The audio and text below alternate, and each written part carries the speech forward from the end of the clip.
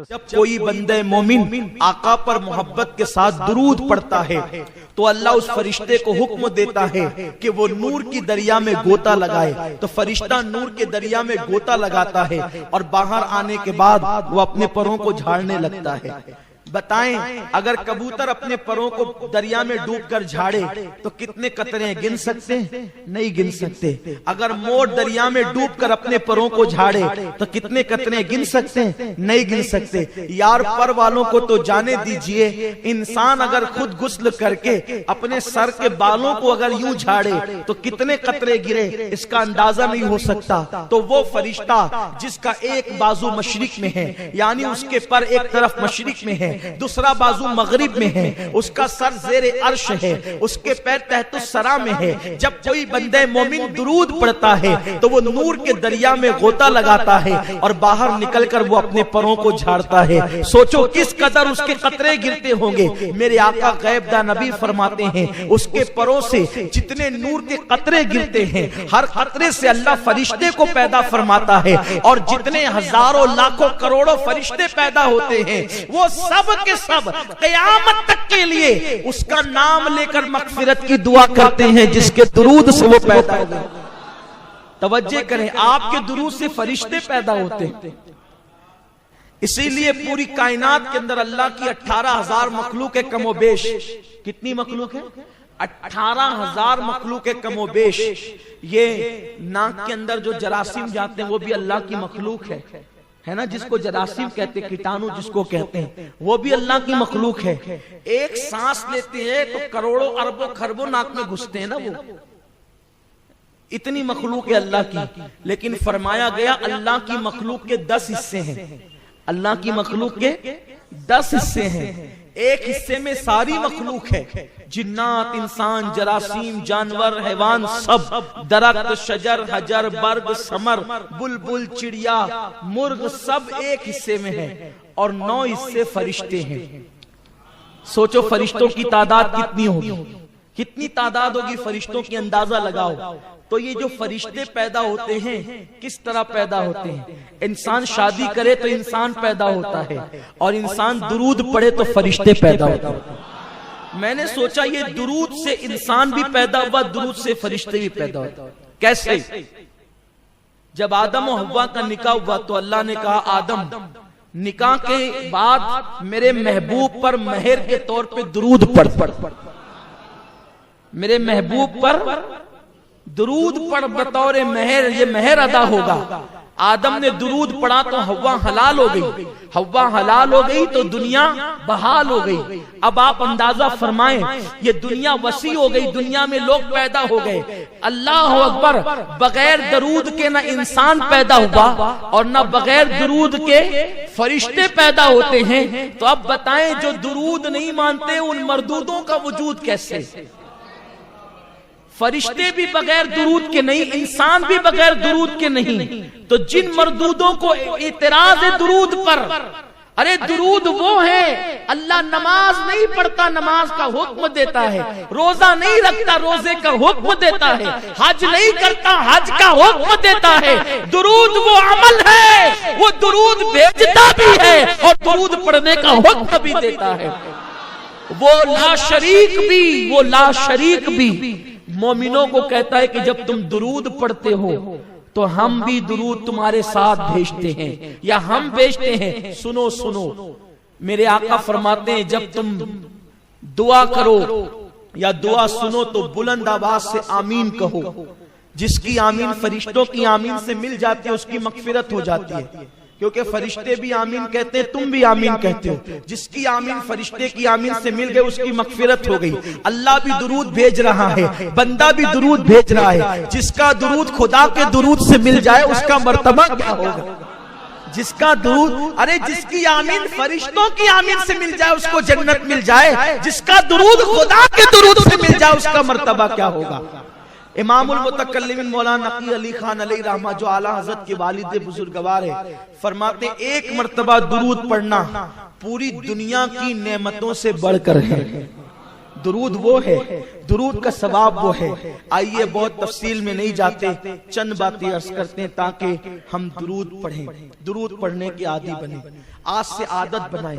दुरूद पढ़ने में कभी शर्माया नहीं करें, बल्कि अपनी आदत बनाएं। उठते बैठते चलते फिरते आका पे दुरूद शरीफ पढ़ा करें, क्योंकि मेरे आका फरमाते हैं, तवज्जो करें आप, जब बयान होता है तो आप सोचते हैं ना कि आप मुकर्रिर के करीब बैठे, आप सोचते हैं कि नहीं सोचते? मुकर्रिर के करीब बैठे, क्योंकि मुकर्रिर के करीब बैठेंगे करीब से चेहरा नजर आएगा, ठीक है। अगर मुकर्रिर बाअमल आलिम है तो उसके चेहरे को देखना इबादत है, और उसके चेहरे को देखने की बरकतें मिलती है, आंखों की रोशनी तेज होती है, और भी बहुत सारी फजीलतें हैं। तो हर आदमी सोचता है कि मैं करीब बैठकर मुकर्रिर का चेहरा देखूं, उसकी जियारत करूं, ठीक है। ऐसे भी मोमिन को देखना भी इबादत है, ईमान वाले को देखना भी इबादत है। मेरे आका अलैहिस्सलाम के दीवानों, इतनी बड़ी इबादत है कि अगर मोमिन को मोहब्बत के साथ देखो और तुम्हारे दिल में उसके लिए कीना नहीं, तो अल्लाह ताला तुम्हारी भी मगफिरत कर दे, उसकी भी मगफिरत कर दे। तो हर आदमी मुकर्रिर को, उलमा को करीब से देखना चाहता है, सही है। हुजूर फरमाते हैं, जो दुनिया में जितना ज्यादा मुझ पे दुरूद पढ़ेगा वो कयामत के दिन उतना ज्यादा मेरे करीब होगा। मुकर्रिर के करीब नहीं, जो तकरीरों का उन्वान है उस नबी के करीब, जो तकरीरों की जान है उस नबी के करीब, जो ईमान का ईमान है उस नबी के करीब। किसकी बरकत से? दुरूद की बरकत से। अब जो रसूल पाक के जितना करीब होना चाहता है कयामत में, वो उतना कसरत से दुरूद पढ़े। उठते बैठते चलते फिरते सोते जागते वुजू बेवुजू दुरूद ही पढ़ते रहो, दुरूद में डूब जाओ। हजरत शेख अब्दुल हक मुहद्दिस देहलवी कहते हैं कि जब मैं मक्का से मदीना शरीफ जा रहा था तो मेरे उस्ताद शेख अब्दुल वहाब मुत्तकी ने फरमाया, बेटे फर्ज नमाजों के बाद इस पूरे सफर में सिर्फ दुरूद पढ़ना और दुरूद ही पढ़ना, इसलिए इससे बेहतर कोई अमल नहीं है इस सफर में। तो मैंने पूछा, हजरत कितनी मरतबा पढ़ूं? का कोई तादाद नहीं, जितनी ज्यादा पढ़, हत्ता कि तू दुरूद के रंग में रंग जा, दुरूद के रंग में रंग जा। किसी इबादत के करने पर इतनी जल्दी बंदा वली नहीं बनता जितना दुरूद शरीफ पढ़ने की बरकत से वली बन जाता है। हुजूर मुहद्दिस आजम ने कहा है ना, या गौस कहते कहते हो जाते हैं गौस, खाजगी मिल जाती ख्वाजा का दम भर के तो देख। अब बताओ, जब या गौस कहने से विलायत मिलती है तो या मोहम्मद कहने से नहीं मिल सकती। गौसुल आजम को या मोहम्मद कहने से विलायत मिली है, उनको ये मर्तबे मिले हैं। हालांकि हमारे बाज़ उलमा ये कहते हैं कि डायरेक्ट या मोहम्मद कहना बेअदबी है, लेकिन हमारे बाज़ उलमा ने जो इस पर नुक्ता बयान किया वो ये है कि हुजूर का नाम बतौर नाम या मोहम्मद कहना ये बेअदबी है, लेकिन हुजूर का नाम एक मुकाम पर नाम है और दूसरे मकाम पर वो मुकम्मल नात है। क्योंकि मोहम्मद का मतलब होता है जिसकी सबसे ज्यादा तारीफ की गई हो, तो इसलिए ये नाम मुस्तकिल एक नात भी है। तो अगर बतौर नात या मोहम्मद कहा जाए तो फिर कोई गुनाह नहीं रहता, कोई बेअदबी नहीं रहती। इसलिए कि हुजूर सल्लल्लाहु अलैहि वसल्लम ने हदीस में खुद ये सिखाया है, या मोहम्मद इन्नी अतवज्जहु इलैका, ये अल्फाज हदीस मुबारका में आए हैं। तो मेरे प्यारे आका सल्लल्लाहु अलैहि वसल्लम के प्यारे दीवानों, सहाबा ने भी या मोहम्मदा कह करके पुकारा है। बहरहाल वो मेरा उन्वान नहीं, तो अर्ज ये कर रहा था, जब या गौस कहने से गौस बन जाता इंसान, तो हुजूर का नाम लेने से क्या मर्तबा मिलेगा, हुजूर का नाम लेने से क्या मुकाम मिलेगा। और याद रखना, आकाए करीम सल्लल्लाहु अलैहि वसल्लम पे जब दुरूद पढ़ा जाता है तो दुरूद की बरकत से गुनाह माफ भी किए जाते हैं। आका फरमाते हैं, जो मुझ पे एक बार दुरूद पढ़े अल्लाह उसको 10 नेकियां अता करता है, को मिटा देता है और उसके 10 दर्जात को बुलंद फरमा देता है। एक मर्तबा का वाकया है कि एक शख्स अपने बाप के साथ हज के लिए चला, और जब वो हज करने के लिए पहुंचा तो वो काबे का गिलाफ पकड़ता तो दुरूद पढ़ता, तवाफ करता तो दुरूद पढ़ता, जमजम पे आता तो दुरूद पढ़ता, मकाम इब्राहिम पे आता तो दुरूद पढ़ता, दुरूद दुरूद दुरूद दुरूद दुरूद ही पढ़ता रहा। अरफात में दुरूद, मिना में दुरूद, मुज़दलिफा में दुरूद, सब जगह दुरूद। ये भी एक बात है, जो दुरूद पढ़ता है ना उसके दिल की जितनी तमन्ना होती है बगैर मांगे मिलती है। इसलिए कि दुरूद हुजूर के लिए दुआ है। दुरूद जो महबूब के लिए दुआ करे तो अल्लाह ताला फिर उसको दुआ की हाजत क्या है। अब यहाँ ये बात मत सोचना क्या हम हुजूर के लिए दुआ करते हैं तो हुजूर के मरते पढ़ते, नहीं। अल्लाह अकबर, हम हुजूर के लिए दुआ करते हैं तो अपनी बिगड़ी बनती है। हम हुजूर के लिए दुआ करते हैं तो अपनी बिगड़ी बनती है। और दुरूद दुरूद दुरूद पढ़ते रहे। वो नौजवान को एक बुजुर्ग ने देखा, लोगों ने उस बुजुर्ग का नाम गलत बयान किया है, लेकिन ज्यादातर लोग जिस बुजुर्ग का नाम बयान करते हैं वो हजरत मालिक इब्ने दिनार है। हजरत मालिक इब्ने दिनार ने उस बंदे को देखा और पूछा कि ए बंदे, तू तवाफ करता है तो दुरूद पढ़ता है, अरफा में दुरूद, मुजदलफा में दुरूद, मकाम पर दुरूद, मुल्तजम पर दुरूद, हर जगह दुरूद दुरूद, क्यों दुरूद पढ़ता है?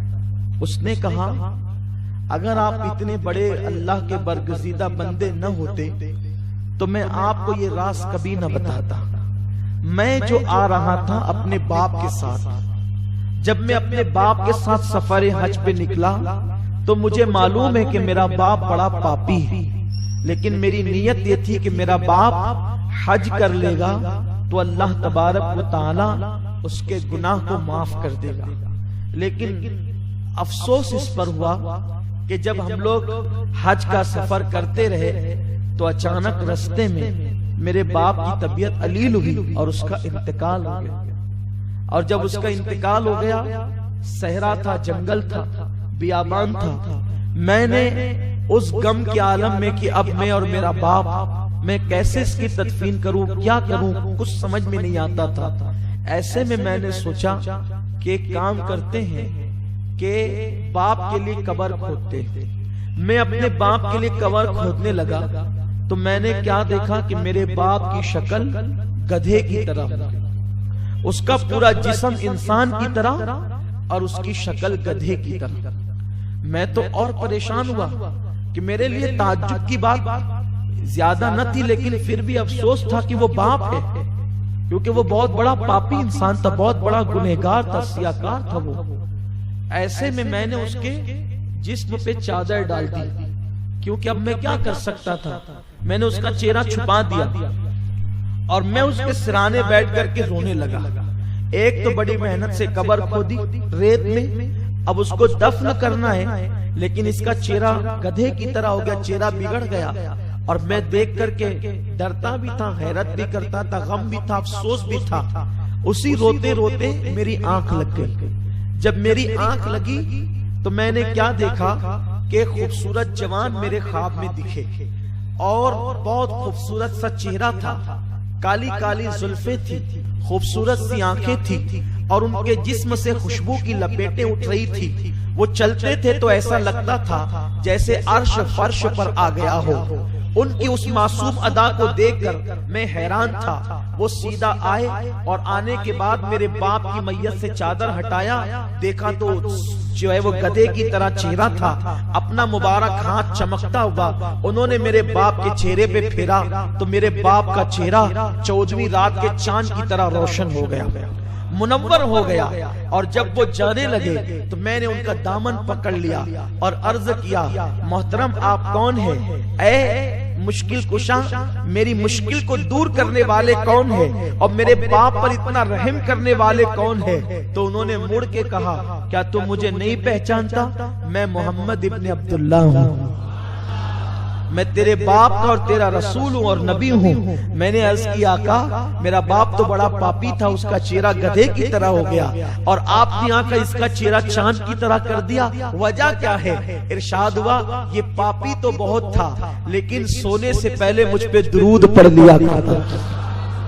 जब ये दुनिया में मुझे न भूला तो मरने के बाद मैं इसको कैसे भूलूं? और आका अलैहिस्सलातु व तस्लीम तशरीफ ले गए। जब मेरे आका तशरीफ ले गए तो कहते हैं मेरी आंख खुल गई और आंख खुली तो मैंने देखा कि मेरे बाप का चेहरा 14वीं रात के चांद की तरह चमक रहा था। अल्लाह अकबर। वो कहते हैं फिर मैंने अपने बाप को खुशी खुशी दफन कर दिया और मैंने अहद कर लिया, अब सारी जिंदगी फराइज और वाजिबात के बाद अगर सबसे ज्यादा कोई अमल करूं करूंगा तो सिर्फ अपने नबी पे दुरूद और सलाम करूंगा। मेरे प्यारे आका सल्लल्लाहु अलैहि वसल्लम के प्यारे दीवानों, माह रमजान शरीफ आ रहा है, कसरत के साथ दुरूद शरीफ पढ़े और कोशिश करे कि कम से कम 1000 मर्तबा दुरूद शरीफ तो रोजाना माह रमजान शरीफ में हमने पढ़ना ही पढ़ना है, इसलिए कि दुरूद शरीफ की बड़ी बरकतें हैं। मैं क्या अर्ज करूं, दुरूद शरीफ का मकाम क्या है। मेरे प्यारे आका अलैहिस्सलाम के प्यारे दीवानों, सहाबे किराम कसरत से दुरूद पढ़ते थे, औलियाए किराम कसरत से दुरूद पढ़ते थे। और रिवायतों में आया है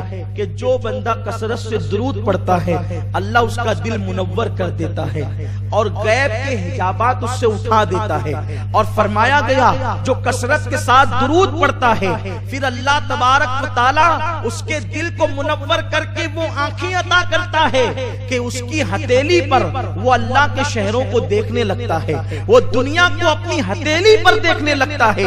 अल्लाह अकबर। मेरे आका सल्लल्लाहु अलैहि वसल्लम के दीवानों, जो कसरत के साथ दुरूद पढ़ते हैं, जब वो मर जाते हैं तो कब्र के अंदर अल्लाह अकबर उनके जिस्म को कब्र की मिट्टी नहीं खा सकती, कब्र की मिट्टी उनके जिस्म को नहीं खा सकती, उनका कफन भी मैला नहीं होता। आप नहीं देखते बहुत सारे लोग कभी नासिक में कभी मालेगांव में अलग अलग मकामात पर आम आदमी थे, कोई शोहरत न थी। बहुत सारे इलाकों के अंदर ये बात देखी गई है, आम आदमी थे, कोई शोहरत न थी, कुछ नहीं, एकदम सादे सिंपल, न आलिम न हाफिज न कारी, कुछ नहीं, लेकिन बस दुरूद शरीफ कसरत से पढ़ते थे तो कब्र खुली तो कफन भी मैला नहीं हुआ। क्यों? उसकी वजह है कि जिस सीने में दुरूद होगा उस सीने में हुजूर का इश्क होगा, और दुरूद पढ़ने वालों को बहुत जल्दी हुजूर का दीदार नसीब होता है, बहुत जल्दी ज़ियारत नसीब होती है। हजरत इमाम शाफई रहमतुल्लाह अलैह को किसी ने विसाल के बाद देखा और पूछा कि अल्लाह ने आपके साथ क्या सलूक किया, तो आप इरशाद फरमाते हैं कि मैंने अपनी किताब में हुजूर पर एक दुरूद लिखा था, उस दुरूद को कबूल कर लिया गया और मुझ पर जन्नत के फूल निछावर किए गए और मुझे दुल्हन की तरह सजा करके जन्नत में दाखिल किया गया। मेरे आका सल्लल्लाहु अलैहि वसल्लम के दीवानों, दुरूद शरीफ पढ़ने की आदत बनाएं और आका करीम पर जितना दुरूद पढ़ोगे उतना दिल में मोहब्बत बढ़ेगी, प्यार बढ़ेगा।